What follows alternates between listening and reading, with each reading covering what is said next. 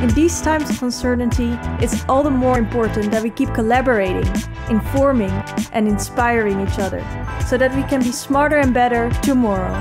Welcome to the Pakhuis de Zwijger livecast.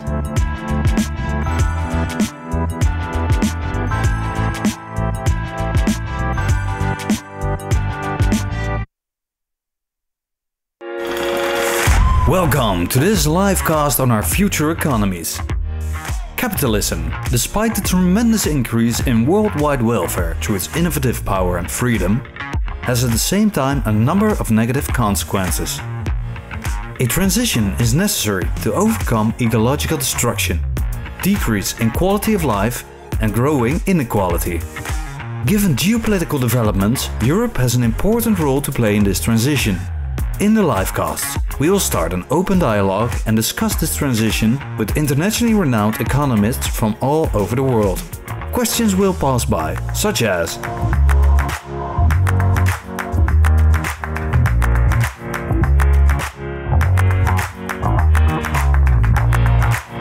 each week, we will discuss these matters with 2 economists, resulting in 10 online dialogues in 10 weeks, where we will share viewpoints and collect ideas on how capitalism's innovative and creative powers can go hand in hand with fostering an equal and just society. A different subject every week. Together we can build a basis for economies that are beneficial to all of us. You can participate by putting your questions and remarks in the chat. So, let's talk. Welcome to the 9th edition of the series The Future of Capitalism, a series initiated by the program Moral Markets in collaboration with Pakhuis de Zwijger. And every week we have the same script. We have an opening statement by a young economist and then followed by an interview of 2 international renowned economists and then an open discussion. This week we focus on the practical side of new different capitalism and discuss the viability of new market practices. Many ideas regarding this subject have already been developed and also discussed in the previous editions of these series. How can these practices, both in the business and in the financial sector, be embedded in the market system? What are obstacles that hinder the process towards a just transition? And what role can the European Union play in this regards? These questions and many more will be discussed today. And we will do that by kickstarting this conversation by an opening statement by Eefje de Gelder. She's a postdoc at the Technical University of Delft and the project manager of Moral Markets. After that, David van Overbeek, my co-host, will interview Luigi Zingales, who co-developed the Financial Trust Index, which is designed to monitor the level of trust that Americans have towards their financial system. In addition to being a professor of finance at the Chicago Booth School of Business, Zingales is currently a faculty research fellow for the National Bureau of Economic Research, a research fellow for the Center for Economic Policy Research, and a fellow of the European Governance Institute. He is also an editorialist for Il Sole 24 Ore, the Italian equivalent of the Financial Times. And in 2014, he was the president of the American Finance Association, and in 2015 he became the director of the Stiglitz Center at the University of Chicago. His latest book is A Capitalism for the People, Recapturing the Lost Genius of American Prosperity. After that, Christian Felber will be interviewed by David van Overbeek. And Christian is the founder of the Economy for the Common Good, based in Austria. The organization is a movement united over more than 10,000 people, supporters in 40 nations and backed by 3,000 companies already, whose mission is to eliminate the fundamental contradiction between business values and social well-being. Felber is the author of many books, 15, including most recently, Change Everything, Creating an Economy for the Common Good. He lectured at several universities and is currently affiliate scholar at the IASS Potsdam. So we're so honored that the both of you are here. But this is not a television show; it's a discussion, it's a search for a new vision on new ideas for capitalism, and we hope also to involve the audience. And if you want to do that, you should go to the program page of Pakhuis de Zwijger of tonight and enter the Zoom webinar. And if you do so, you can ask questions by using the Q&A button. And these questions will be led to us here at the table, and we can pose these questions to our guests of tonight. Okay. If you're all ready, I would like to introduce now the first speaker. And I would like to give her the floor. A warm welcome to Eefje de Gelder.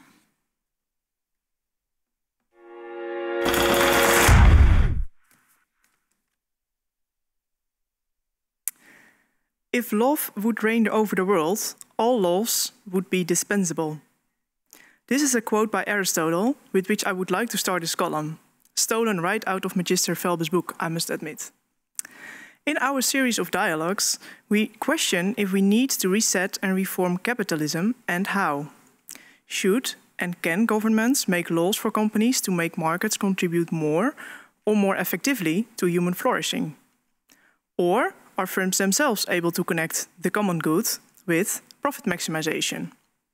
This has all to do with incentives in markets. To illustrate how incentives in markets often work, I'll give you an insight in me buying bananas. Supermarkets offer me different types of bananas, reflecting different economic mechanisms and ideologies. I rank them from the cheapest banana to the most expensive. Well, option A is the unbranded banana, somewhat €1 for 5 or 6 pieces, coming often from large-scale plantations over the ocean. The same holds for a banana from a big company, option B, such as Chiquita or Dole, a bit more expensive. Then C is a fair trade banana from a fair trade company, usually the one with the smallest shelf and the most expensive. Alternatively, I could go elsewhere to buy a super fair trade, super expensive banana from a corporation based on solidarity.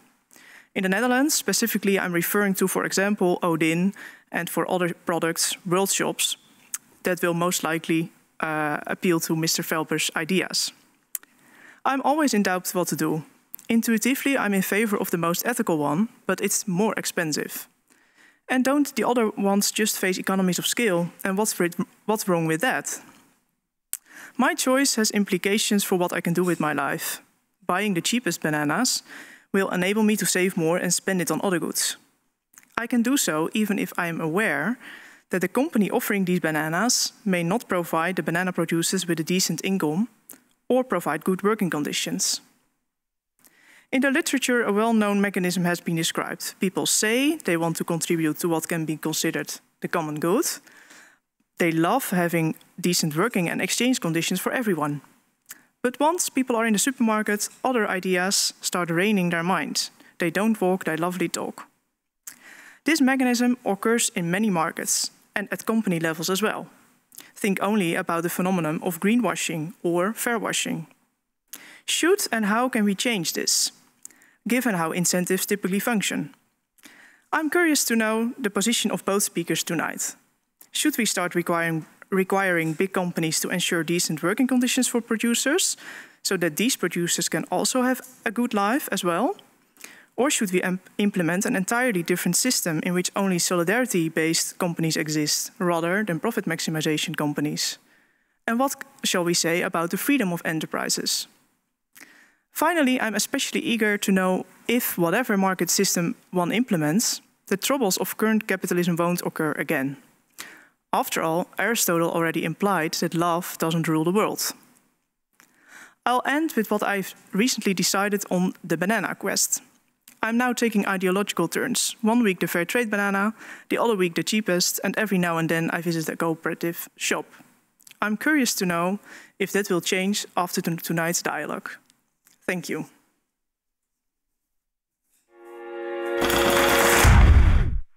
Let's go to the first interview by David van Overbeek with Luigi Zingales. Thank you, Natasha. Thank you, Professor Zingales, for being here with us tonight. Almost 50 years ago, Milton Friedman famously stated that the sole responsibility of a company is to increase its profits. Now, there has been a lot of debate about what Mr. Friedman actually meant when he said that, but it's quite possibly beyond doubt that Mr. Friedman's influence over the last 50 years has been pretty large on business and economics as well. In the US, the views of Mr. Friedman have become quite unpopular over time. Consider, for example, Mr. Sanders, Mrs. Warren. And also in our series, he was mentioned pretty often as an antagonist towards what we should be doing with our capitalist system. Why do you think his views have become more unpopular over time? And do you share the sentiment that I currently describe? So first of all, let me start thanking you for inviting me, and start also with a little bit of an infomercial. At the Steeler Center, we have an online publication called Pro Market that hosted a very lively debate on Friedman 50 years later. And I think that I would draw from that debate to explain why I think that Friedman was where Friedman was right and where Friedman was wrong, and why there is so much resentment against Friedman today, because I think that where he was wrong has been deteriorated and need to be fixed. So I think that I'm very convinced that not only capitalism in general, but also the maximization of shareholders' value work fairly well when firms are both price takers and rule takers, and where there is an effective democracy in place. Let me explain this, what I mean. When I say price taker, means that they don't have market power, and that's something that a lot of people have emphasized. And to be honest, Friedman himself in 1962 emphasized. But the second is more important. What does it mean, rule takers? Is that they don't interfere in the democratic process in the setting up of rules. And in addition, there is something that Friedman does not emphasize, but I think is very important, is that for capitalists to work well, you need an active democratic process to work. So let me make an example that is dear and hard to most of you. Yes. Think about the problem of climate change and carbon tax. As economists, we know that the most effective way to fix this problem is to impose a carbon tax and to let firms maximize profits, because they're going to internalize the cost they produce in the environment through the carbon tax. So why don't we see more carbon tax? And I studied a bit, a very interesting example, because in the state of Washington, not only the government Isley that tried to pass it in the legislature and fail, but there were two referenda asking the population if they wanted a carbon tax. And actually, they both failed by a very substantial margin. And why did they fail? Part of it was a failure in politics, okay? Because the first proposal that was designed by an economist, actually, was very clever and introduced a carbon tax, but a reduction in the sales tax to make sure that the carbon tax was what we economists call revenue neutral. However, some very radical groups started to say that this was penalizing X, penalizing Y, penalizing Z. So they voted against and propaganda against the carbon tax, even if this was something that everybody recognized is a good step forward. Yeah.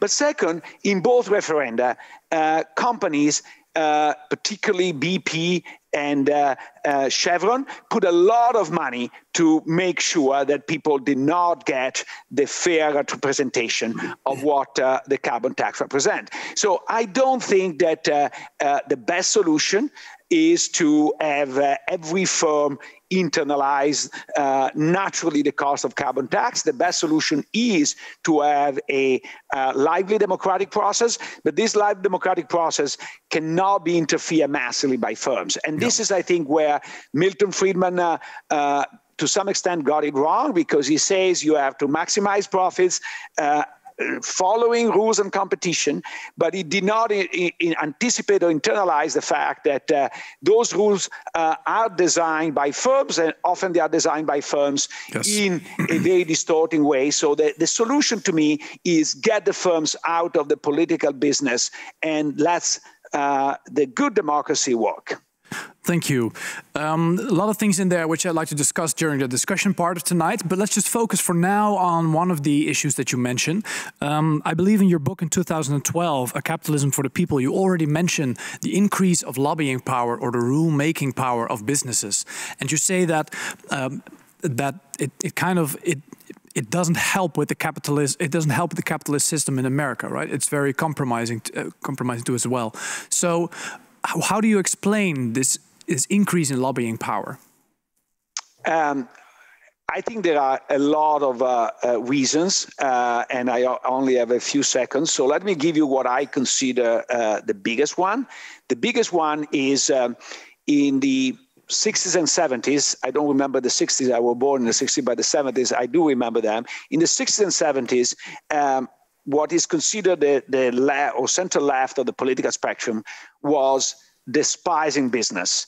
And by doing so, and I think a healthy separation from business. And that kept also the right wing or the center right more leery of being completely in the pocket of business.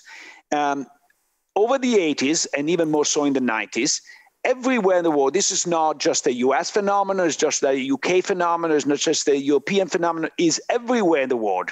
The center left went in bed with business.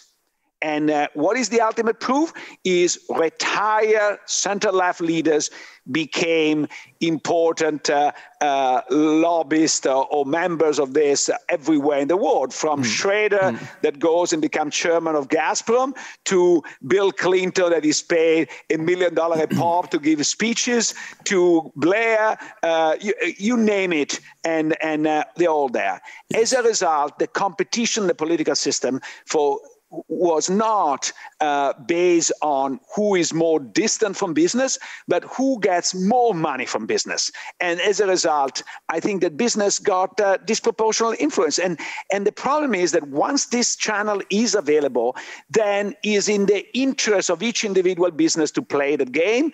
And that's the reason why this should be regulated, this should be intervened by the political system. The problem is that democracy itself has been infected by this. So we need to fix democracy to fix cooperation, but if we don't fix cooperation, we don't fix democracy. Yes. So let's park the lobbying part also as well for the discussion part. And there's an academic paper you wrote with Professor Oliver Hart in 2018, in which you try to bring together these two elements. You say, well, firms, they should in some way not focus on profit maximization in terms of shareholder value, but their wealth, right? So it's the welfare. The welfare is important for the shareholders, right? Yeah. Yeah. So what is the distinction between that? Very simple, to some extent trivial, but actually quite important. Well, if I ran my own firm, I'm 100% owner, I don't necessarily maximize profit, I maximize my utility. And so if I care about the environment, if I care about the community, if I care about climate change, I might reduce my profits.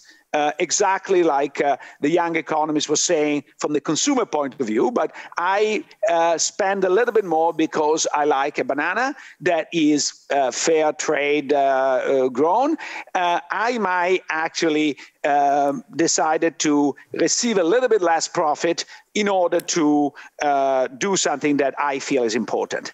Now, the society as it is structured today makes it impossible for corporations to receive this input from the shareholders. So the moment my company goes public, then all the people involved say they have to maximize profits and ignore the sorry that there is a noise in the back, but I cannot stop it.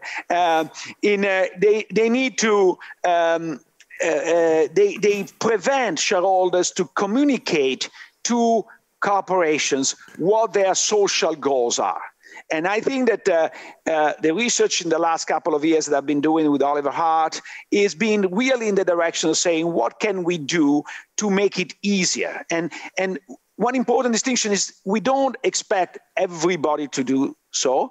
We don't expect people to be forced, or we don't want people forced to do that. The only way to do it is through the democratic process. But at the very minimum, we don't want to prevent people with a heart to have their heart embedded in their investment choices. That is, to me, it seems a minimum level that even any libertarian should agree with. So get corporations out of the democratic process, but maybe introduce some democratic elements within corporations, right? So how can a board of directors then maximize the welfare of a company's shareholder? What can they do, practically speaking? Oh, I think it's very simple, is they just ask the shareholders what to do. If I give you an example that fortunately is not very relevant to Europe, but is very relevant in the United States. Several years ago, one shareholder of Walmart tried to put on the ballot a request to prohibit Walmart from selling AK-47, the machine guns that are used basically to do the mass shootings. Yes. And you know what? The board of Walmart refuses to have that vote. This shareholder appealed to the SEC. They went through the legal process. And basically, through the legal process, they were able to stop having that vote. Eventually, Walmart caved in, and they're not selling AK-47 anymore. But the point is, they didn't let the shareholders express their opinion. Yeah. And there is no doubt that selling AK-47 gives Walmart more profits. And however, there is no doubt that a lot of people, like your first economists, will be willing to sacrifice maybe a penny a share in dividends in order to make sure that there are fewer mass shootings. And so the simple point that Oliver and I make is, let shareholders express their opinion. We don't want this decision to be made by the board of directors because we appoint managers because they are good at running business, not because they're good at trading off social values with money. That decision is ultimately a shareholder's decision and should let them express their opinion. Yes. Thank you. Thank you for now, Professor Zingales. Yes. Let's go to the second interview of tonight, and that is done by David van Overbeek again with Christian Felber. Mr. Felber, thank you for being here tonight with us. In this series, we're trying to reimagine capitalism, and a major theme within your books is the idea that within our current economic model, money has become a goal in itself instead of a means to an end. Now, I'd like to see how your ideas tie in with Mrs. Zingales, so perhaps we'll do that during the discussion. But for now, I'm trying to set the scene and how you view, what your views are on this. So first off, let me ask you, what led you to the conclusion that money has become a goal in itself instead of a means to an end? Yeah, I also want to thank for the invitation and for the opportunity to have an inspiring discussion with Mr. Zingales. Well, the answer on your first question is quite simple. We used to measure success in the economy with financial indicators. GDP, financial profit of companies, or the return on investment, the financial return on investment. These are monetary indicators. And with them, we measure success in the economy, first and foremost.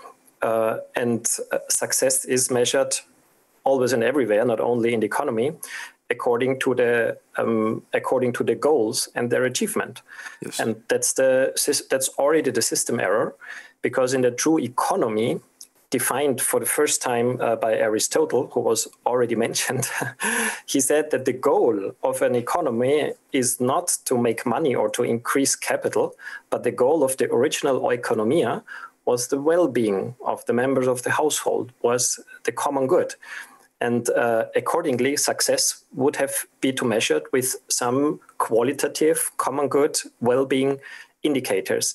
And he also said when the means of money or capital turned into the goal, then this wouldn't be economy anymore. It would turn the economy into its opposite, which he defined as capitalism. The ancient Greek word was chrematistike, the art of making money and to enrich oneself. But today, the term we use is capitalism, and that's an extremely enlightening legacy of Aristotle, that capitalism and economy are opposites. Yeah. So how did we end up here? How did we end up in this situation?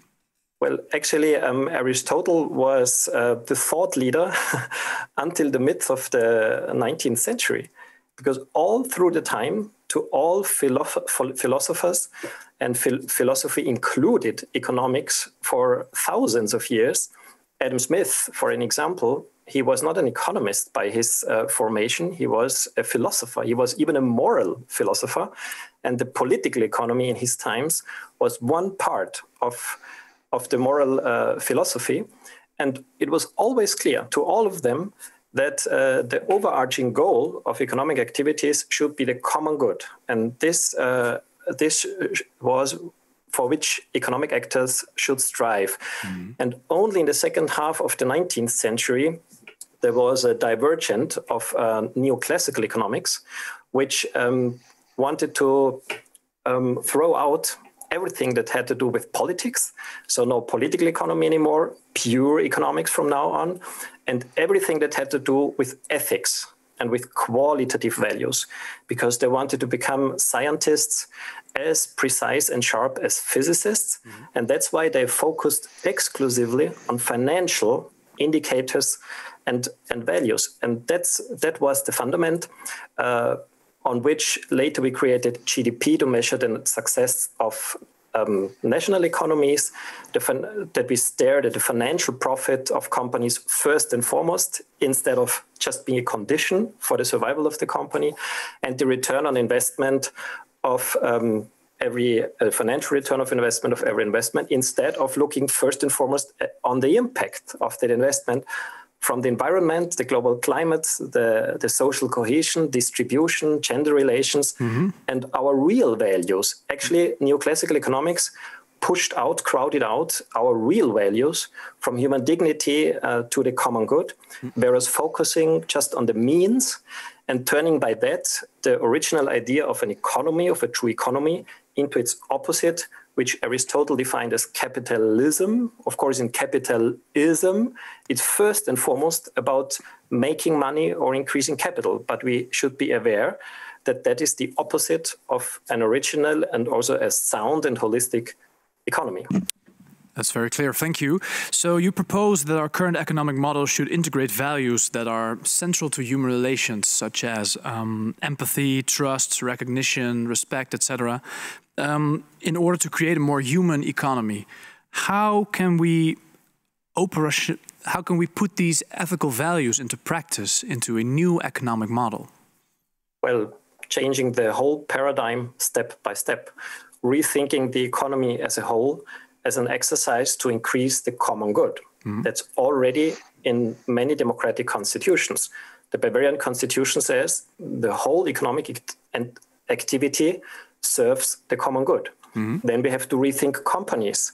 Textbooks of economic science today teach that the theory of the enterprise is that enterprises are organizations that increase the financial profit, just as Milton Friedman still today. Take, for instance, the textbook of Robert Pindick and Daniel Rubinfeld. They define the company as a profit maximizing organization. We have to rethink it and reteach it. Mm-hmm. And then, of course, we have to re-educate managers. Managers should not be maximizers or optimizers of financial indicators first and foremost. They should be philosophers and ethicists and ecologists and equally on their dashboards have ecological indicators and social indicators. And last but not least, their reporting and accounting duties should not exclusively focus on financial indicators, but their reporting and accounting duties should equally comprise non-financial indicators, which are all these ethical indicators from human rights to gender, to democracy, to climate stability or biodiversity. All these has to be included in the idea of the economy, of the company, of management, and last but not least, sorry to have forgotten this, the image of man. The image of man of neoclassical science only was born in the beginning of the 20th century. That's extremely important to know that Homo economicus in this term was for the first time mentioned by Wilfredo Pareto in 1902. So it's an extremely young phenomenon. It's a phantasma. It has nothing to do with the original oikonomia, and it has nothing to do with reality. So every and each aspect of the Homo economicus has been falsified by interdisciplinary sciences. And that's why changing the image of humans that economists spread, reconsidering humans as social beings, as cooperative, as generous, as empathic, and as willing to share, is one of these conditions to bring these fundamental values that are already in the constitutions, but they are not in the economic textbooks. And only when they migrate from constitutions to economic textbooks, including the image of man that economists preach and propagate, then we will also be able to change the practical behavior in the real economy. Yes, thank you. A lot of ideas to unpack during the discussion part tonight. Looking forward to that. But just sticking to this economic model based on honesty, trust, recognition, respect, empathy, these values, you contrast these with values such as competition, self-interest, and profiteering, for example. Are these two categories, are they exclusive? Are they mutually exclusive? I would say so. And the point of departure is that we, at the moment, to design the economy, another observation, the economy is human-made. So it's not a natural phenomenon. Just the ecological boundaries are a natural limit to economic practice. But the economy is man-made. Markets are designed by humans. And as a logical consequence, markets, in our view, should have to be designed according to the democratically defined fundamental values. If you look at our constitutions, there are these fundamental values already defined and enshrined in these constitutions. Human dignity, solidarity, justice, sustainability, democracy, transparency. These are democratic fundamental values according to which markets should be designed, companies should be designed, and also the ethical image of man should be taught at universities and business schools. And if you take these other values that you mentioned, which are included implicitly in economic textbooks, which is egoism, which is competition orientation, which is pursuit of financial goals first and foremost, materialism and growth, you will not find any of these values that are included in economic science in any democratic constitution. And I would say they contradict each other, not completely. As soon as we put the democratic values first as real values and use financial values, for instance, just as means, then the full picture is sound and right. But we should never consider capital or money as ends in and of themselves, because then we pervert the economy into capitalism, and then we will cause all these collateral damages that you mentioned in the introduction. Yes. Well, I'm also asking that because when you think about the image of men, I must say that man is, of course, a cooperative being, but also a being which is in competition with another human, right? Competition, you could say, is also part of human nature.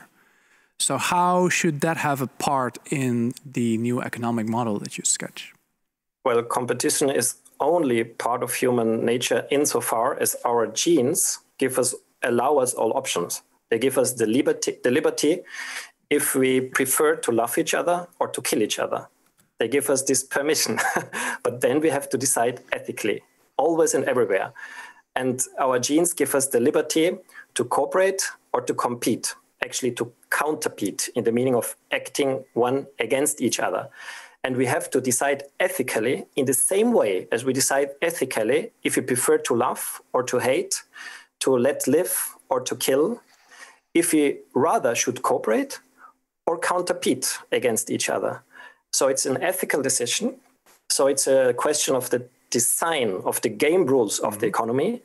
And now the question is, why would we prefer competition or counterpetition over cooperation?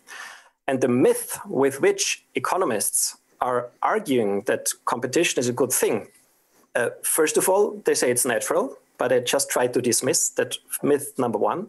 And the second myth with which economists try to argue competition over cooperation is that they say it is motivating humans more strongly than cooperation. And this is falsified as well. It's just not true. There is psychological research about the motivational force of cooperation and competition compared. And the result is both motivate humans. So competition does motivate humans, but cooperation motivates humans more strongly. And the reason why is because both motivate humans differently.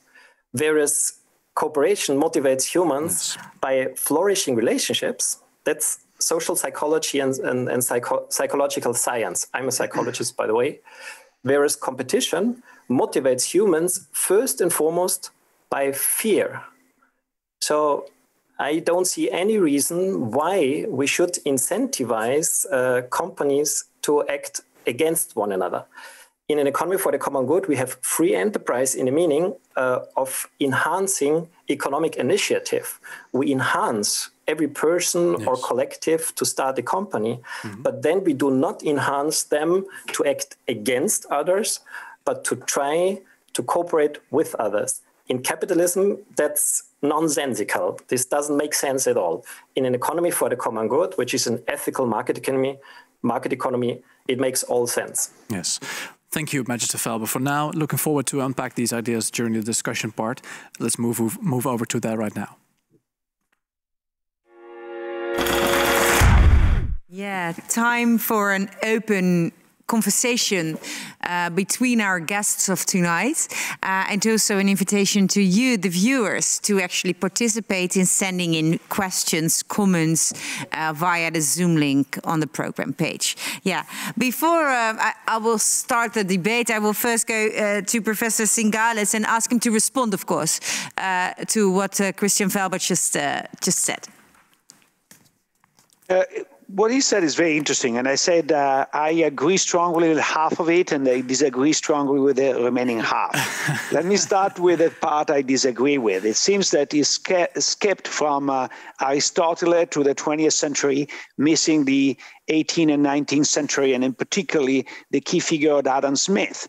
As he said, Adam Smith is a moral philosopher. He was interested in the common good, but was the first one to have the intuition that you don't need people individually to aim at the common good, for the system to aim at the common good. That was the brilliant intuition that Adam Smith brought to the picture. And surprise, surprise, when this intuition took off, the standard of living, first of the West and then of the rest of the world, increased dramatically. So Aristotle was a great philosopher, but will still dying of every possible form of disease at age 40 if capitalists are not come into the picture.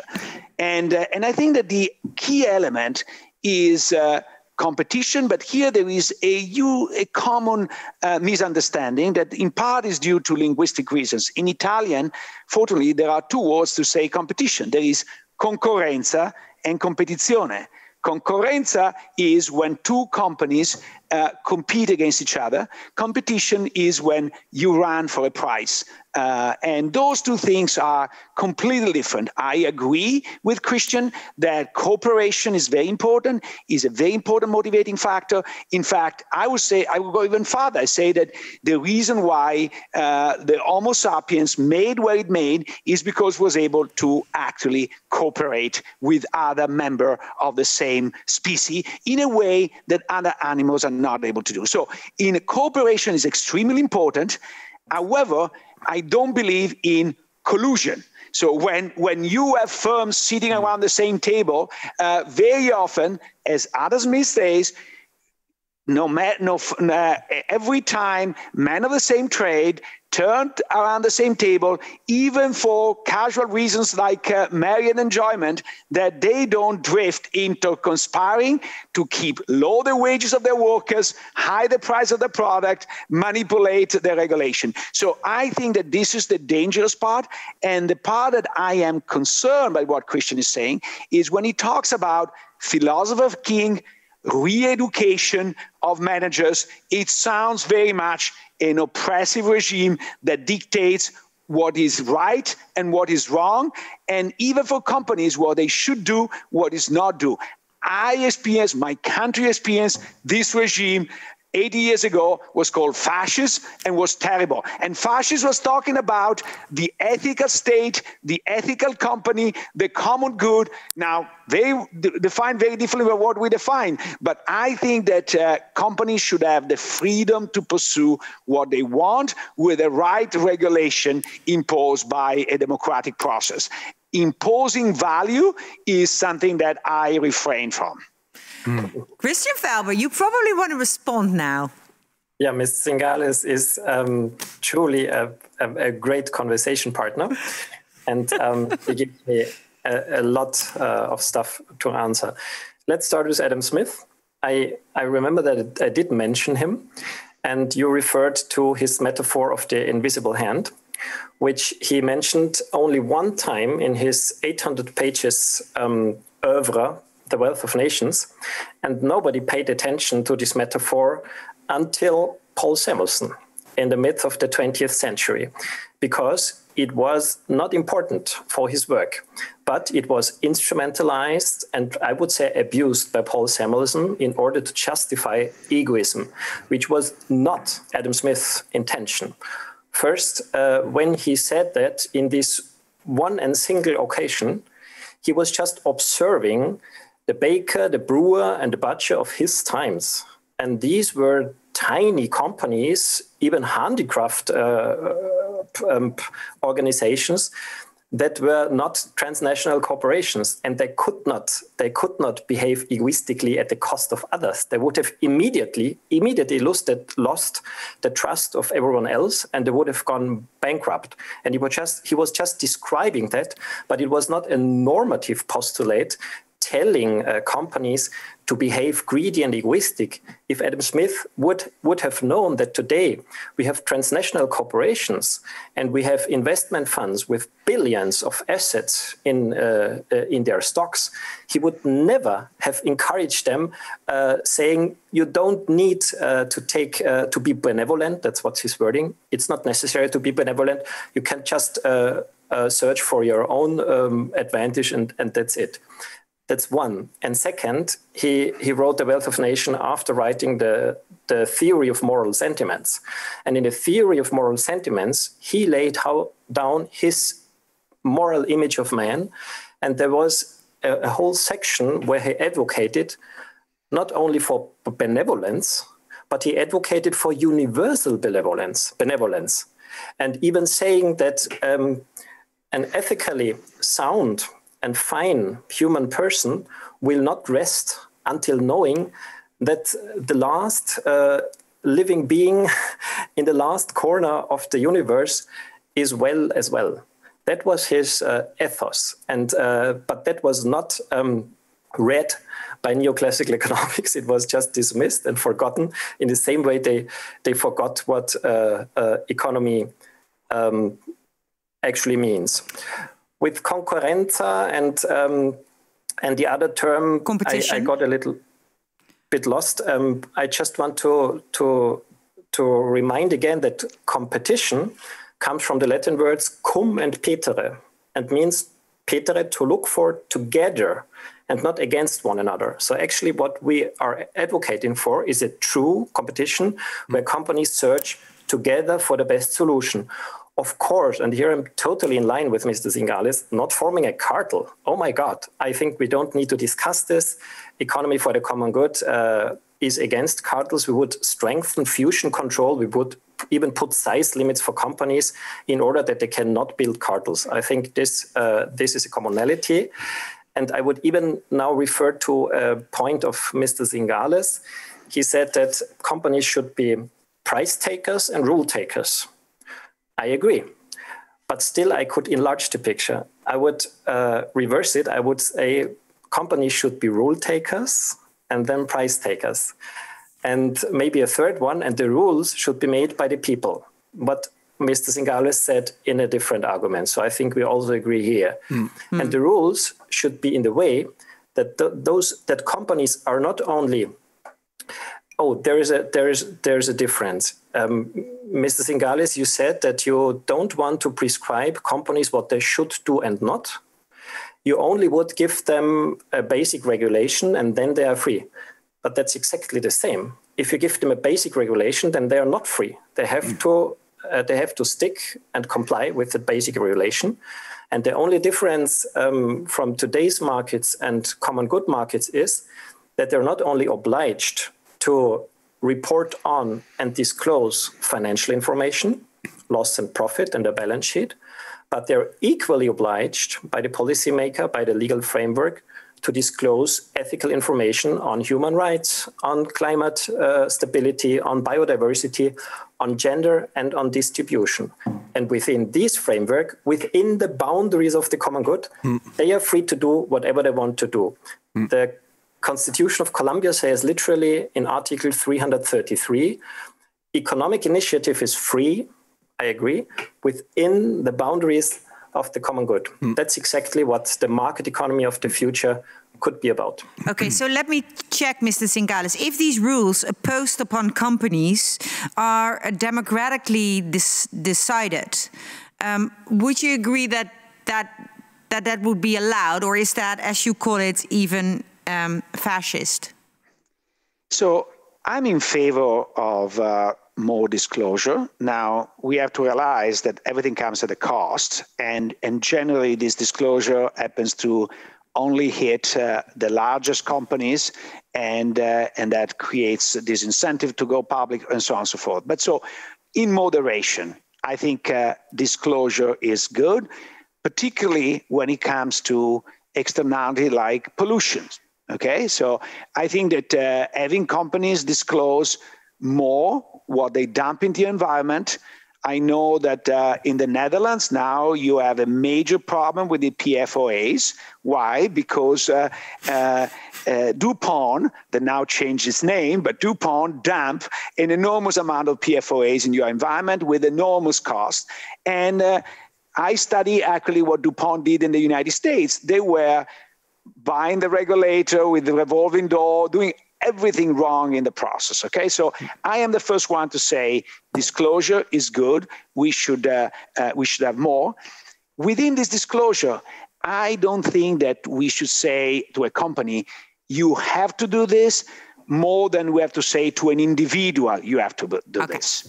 So I think that an element of freedom is also freedom of enterprise. So as I am free to start the business I want within the rules of the game, I should be free to have a corporation with the objective I want. Of course, within a rule. Can I start a business to massacre people? No, that's against the law. And in the same way in which my freedom as an individual is limited by infringing on everybody else's freedom, I think I am in favor of restriction on the freedom of enterprise. However, in the same way in which I don't say you should be a good Catholic or you should do this, I don't think that you should say to a corporation, you should do this. Clear. Mr. Finally, Felber. there is a fundamental difference, because I would strongly advocate for treating natural persons, which are humans, which enjoy human rights, different from legal persons, which are not humans, which enjoy no human rights, and which have to be regulated stronger. Because if you treat natural persons and legal persons equally, then of course the rule of the jungle will rule. Because legal persons grow up to transnational corporation and they smash everybody else's liberty down. Let me put this together with the banana example. I am advocating that markets are designed. Markets, by the way, are a public infrastructure. All fundamental elements of markets are laid by policymakers after a more or less democratic process. I think there we agree that this process should be as democratic as possible. And one option is to design markets obliging companies already today to disclose only their financial information. That's not a voluntary exercise, Mr. Zingales, that's a legal duty for these companies. And why would we discriminate and making financial reporting a legal duty and non-financial reporting a voluntary exercise? And then the big corporations that are unscrupulous and they are reckless and non-considerate, they they can lower their costs at the cost of the environment, at the cost of labor force, at the cost of human rights, and getting lower prices. And this is the banana dilemma. The most ethical bananas that respect our fundamental values are the most expensive bananas. And exactly this is what the economy for the common good changes. We make all 4 companies, banana companies, 1, 2, 3, and 4, we make them report on their ethical performance. And then that one with the best ethical performance pays less taxes. And that one with the worst ethical performance pays higher taxes. They get priority in public procurement. They don't get a public contract. They trade more freely, market access. They trade less freely until the prices of the most solidary, sustainable, and whatever ethical banana is lower than the price of the least ethical, the most destructive banana. And this choice that you design markets like this or like this is my answer to your student, is not your choice as a consumer. This is your choice as a citizen. And the citizens should design markets in the way that those who fulfill our fundamental values, including climate stability and biodiversity, should have an easier life than those who endanger and even destroy these fundamental values. That's the core of the mechanism, the functioning of an economy for the common good. Yeah. So, Mr. Zingales, Professor Zingales, Christian Felber suggests that the state, democratic states, should use its institutions like taxation or procurement to actually benefit the most ethical, according to the rules of the game, the democratic decided ethical principles, and benefit those. Do you agree that that is a legitimate behavior of states, or would you think that is against the freedom of enterprise? So first of all, I want to clarify, because maybe I wasn't clear. I'm very open to the idea to mandate further disclosure. The only point I was making is that this comes at a cost. There is no free lunch. And so this will impose more burden, number one. But I'm happy to do it in some cases, especially if we explain very well what are we disclosing and what is the cost, the externality generated by that disclosure. And I think that the risk is that we go to an equilibrium in which we go to marketing, because today, for example, the ESG criteria, they're not even correlated one with the other. So we don't know when a company is high in ESG, if he has only paid a lot to the certifier, or if it's really an ethical company, number one. Number two, the very definition of ethical is very difficult, okay? And I give you an example. I'm sure you're familiar with Craigslist, okay? This is a website where you post if you have an apartment for rent, a car for sale, etc. Is a company that helps tremendously poor students relocate, sell their cars, etc. And the founder, Craig Newman, is actually devolving most of the profits to charitable cause. So the most ethical company you can think in the face of Earth. Now, their behavior actually destroyed the industry of newspapers in the United States and probably around the world because they were living off the profits from classified ads. And today, without that, they closed down. Not only they closed down, they need to radicalize in order to have readers. So they polarize. And so you can blame the entire polarization of the US and the rest of the world on one person, Craig Newman. Now, is he ethical or not ethical? That's the complicated question that I don't want to have a state to decide, because then this is a dangerous thing. Is it ethical that I read books that Christian does not like? Maybe not. And so all of a sudden, the book that I like are starting to cost more, to the point that they're priced off the market, so I cannot read them anymore. This is really is the beginning of fascism. And that's what I resist in all form of shapes. Now I'm a little bit disappointed, because, Mr. Zingales, you do not see that the legal obligation, the enforced law by the state that companies have to do and disclose a financial balance sheet is an ethical decision. So And it's not fascism. It's a democratically legitimated ethical decision. Same as protecting private property and not protecting common property in the same way is an ethical decision. Giving priority to private property rather than to common property is an ethical decision. I do agree with your ECG dilemma, because that was exactly the same argument of Milton Friedman. Milton Friedman said that he is against social responsibility because everybody could understand something different by social responsibility. Same we could say with the common good. As every individual person could understand something different by the common good, we cannot leave it to the liberty and to the voluntarity of companies to do good, because every company would do good differently. And maybe some companies would even discriminate against homosexuals. That was Friedman's example, doing good, doing so. So that's why we need a common rule, and that's exactly our approach. And the first example where a legitimated democratic body has done so is surprisingly in the US. The city of Portland has decided that those companies that allow a high degree of inequality, 100 times the pay of the highest pay related to the lowest pay, they pay a higher tax rate, plus 10%. And if it's getting excessive, which is an ethical decision, again, excessive, they said, is from 250 times upwards. Christian Felber, please respond also to what Mr. Zingales, Professor Zingales is saying about crony capitalism, right? I mean, the infectious power of companies on the political democratic process, where he started this evening with this argument, and also in his book, of course, the influence of lobby, and so also sometimes the distrust you have in institutions we have, public institutions we have. Yeah, I wanted to jump from Portland and now also San Francisco, who are applying an economy for the common good, taxing companies who create a higher inequality, stronger than companies who contribute to a more equal society. This was decision of parliaments. And I totally agree again with Professor Zingales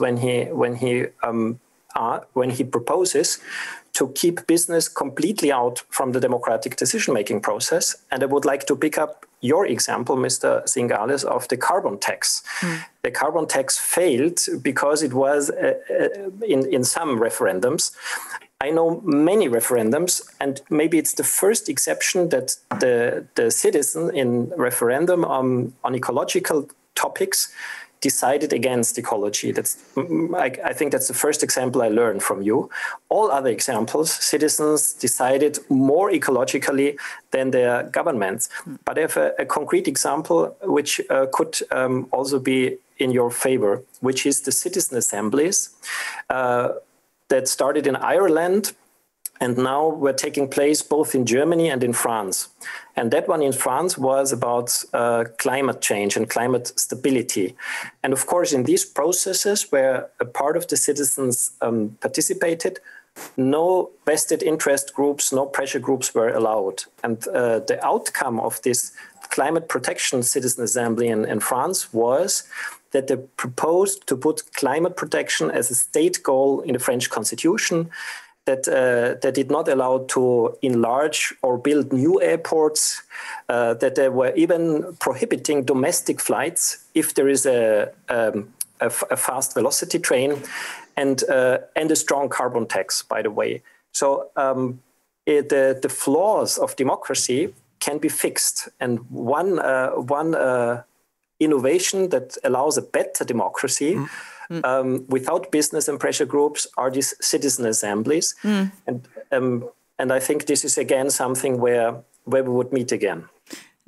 Let's go to Professor Zingales. I would like to give you the opportunity to respond, of course, but there are also two questions from the audience to you. And the first is, why do you think Rutger Klaassen, a Dutch name, asks, why do you think shareholders are willing to give up voluntarily their financial interest in maximizing profits? By and large, he means. So you would like to know, why do you believe that shareholders would have a more ethical position in companies if they would have the chance.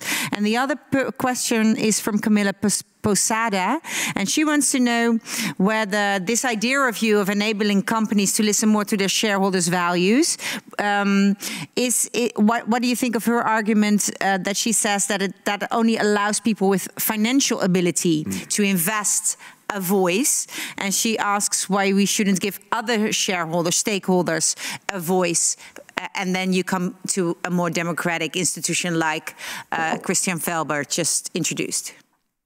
Thank you. I think there are two excellent questions. So the first one is, why do I think that shareholders might have some pro-social objective?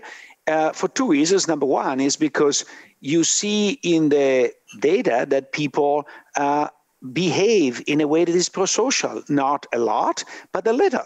So think about wearing a mask under COVID in all the places where it's not mandatory. I think you don't do it for yourself because the mask does not really protect you, but protects the others from you. And we see a lot of people doing it. And actually, exactly in the Netherlands, there is a very interesting question in which they ask the pensioners of a pension fund. And they say, are you prepared to give up some of the return? Of course, not all the return. You have to live in the old age, but a little bit of your return in order to enhance some, for example, environmental objective. And the majority of them said yes. So do I think that everybody in the world is like that? No. Do I want, and this is, I think, my disagreement with Christian, do I want to enforce everybody to be like that? No, because that's an ethical state. But certainly I want to leave the people who are good to display the potential, the benefits of being good. And I claim that the current system is designed to make them worse than they are. So I think it's very important to go in that direction. Now, the second question is also very important about why do we give more power to the shareholders? And the answer is no. Actually, today, the shareholders have the least amount of power on social issue. Why? Because as a consumer, I am like the economist, the young economist in the introduction. I have the choice to don't eat the banana if they have been produced with slave labor or child labor. Okay? If I am an employee, I can walk away from Google because Google is in bed with the Pentagon. And we have seen that the employees have been incredibly important in this direction. The only one that never ask are the shareholders. Why, as a customer, I have the choice, as a employee, I have a choice, and as shareholders, I have a choice to sell my shares, but I don't have a choice to actually impact what this company do in the same way in which the employees have that and the consumers have that. Christian Felber. Yeah, I'm sorry, but now I have to really disagree again, because shareholders are not that powerless as you described them. Of course, consumers are not powerless either, but shareholders have a lot of power. And as much as I like the example of Walmart you gave, I think it's radically atypical for what is happening on capital markets, because the typical situation is that the shareholder of a transnational corporation is an investment fund. And the conversation between the company and the shareholder is a one-by-one between the CEO and the fund manager. And fund managers, they are the most financially driven actors in the economy. And we're even observing activist fund managers. That doesn't contradict that Larry Fink said, we in the future also want to include some social purpose, but he's the last to do so voluntarily. And that's just one sentence, I give you back the word. That's why we say the bigger and the more powerful a company and its shareholders, the more duties it would have to fulfill, from non-financial reporting to incentives linked to this non-financial reporting, making prices, correcting prices, and also a size limit to corporations that they cannot become that excessively powerful as they are today. Yes. Professor Zingales, do you agree that size matters and that we should do something about it? No, of course, size matters. I would come back on that because I think this is where maybe we agree with exactly. Christian. And I also agree in the description of the capital market that it is today. I think the point is missing is that those institutional investors depend on people like Christian and myself who have their pension money invest in the stock market. Those are, you have zero money invest in the stock market, Christian? National Solidarity Pension Scheme in Austria. Okay, so maybe in your case it's different. Most Americans have some money invested in the stock market, part of their pension, like in the Netherlands. So those are the powerless shareholders. And those are the ones who don't matter. In fact, my goal is for next year is to send a shareholders letter to Larry Fink, because he writes a letter to all the CEOs saying what they should do. But who is he? Because his power derives from our money, and we are completely silent in that game. I want a world in which you have an option of a vanguard that is environmental, and a vanguard that is social, and a vanguard that is environmental and social, and a vanguard that is purely egoistic. And people can choose, but then the intermediaries of those funds have a responsibility to vote accordingly to what their shareholders want. And in case you are too depressed that shareholders don't matter, let me tell you that at the last shareholders meeting on Walt Disney, a proposition by shareholders to force Walt Disney to disclose all their lobbyings and all their campaign contributions reached 35% of the votes. So if BlackRock and Vanguard decide to vote in favor, those resolutions are automatically approved. And in my view, this will change the world. But I agree with you, and that's a point that let's sort of focus on also what we agree. I agree with you that there is a gigantic distinction between the butcher, the baker, the small corporation, and the transnational corporation. Exactly. And so if you are saying we should have two sets of rules for the really big ones and the small ones, I am with you. And I think that the solution is not necessarily to burden everybody with a responsibility, but those companies are either too large to exist. If you have too much market power, too much political power, maybe you're too large to exist, and we should break it down with a monopoly. Or if you can't, think about Google. I am open to say we need to impose a societal rule to Google. Why? Because Google is a monopoly. But I don't want to impose to my plumber to behave ethically or to because they're too small. So the point that you made exactly with Adam Smith is true.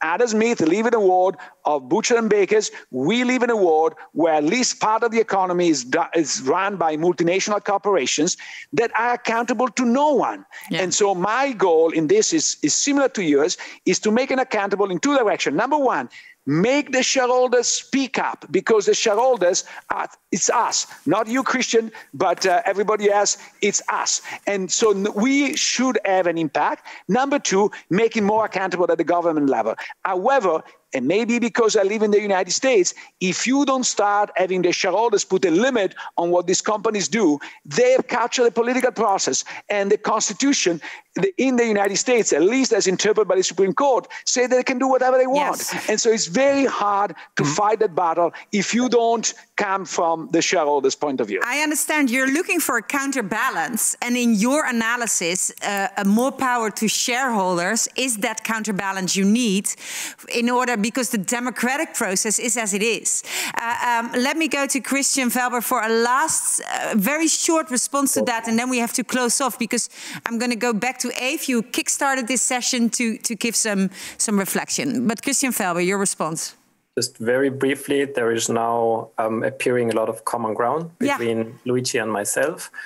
I would still distinguish that I would not let to the liberty of companies to accelerate climate change or stop it, to respect human rights or violate them. I would make this mandatory.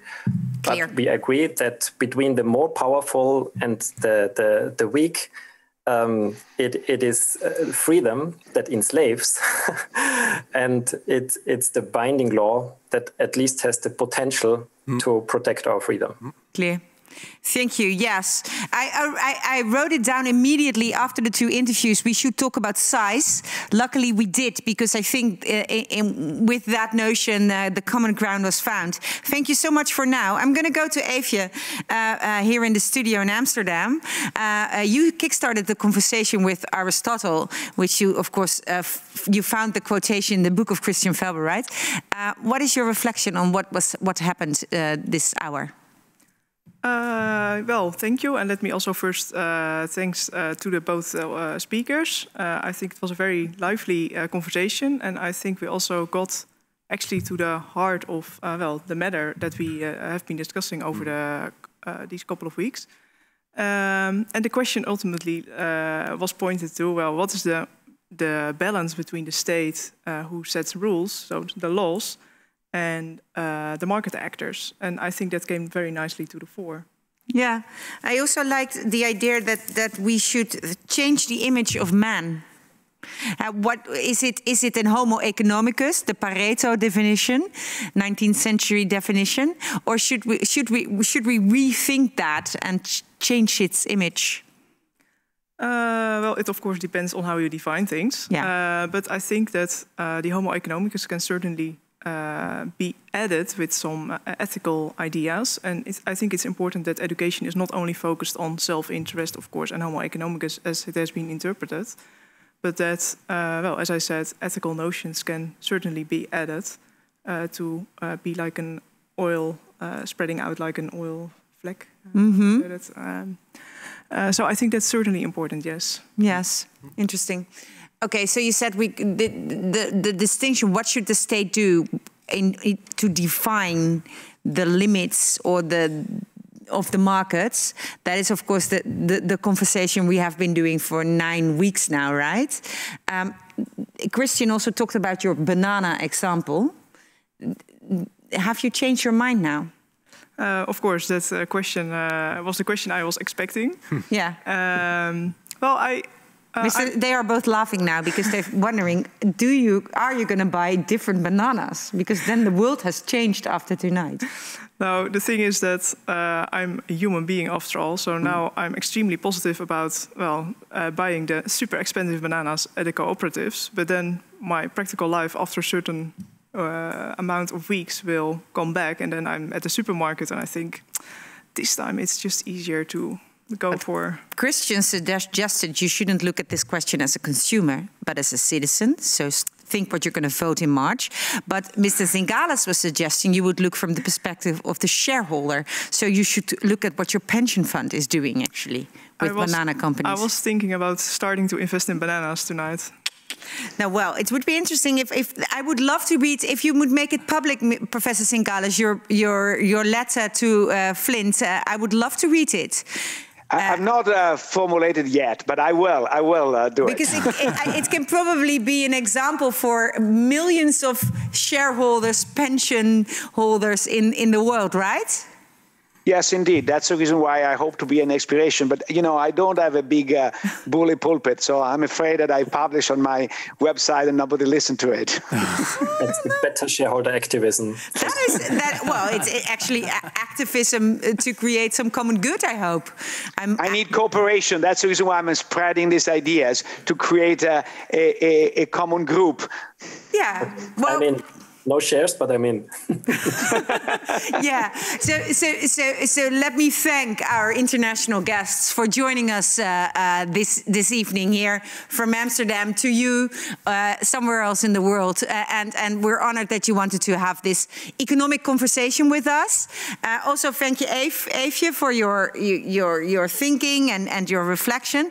And to the audience who watched and had all these questions and also some critical remarks. Also to you, Christian Felber, about you're too critical about what capitalism brought to human beings and to human history.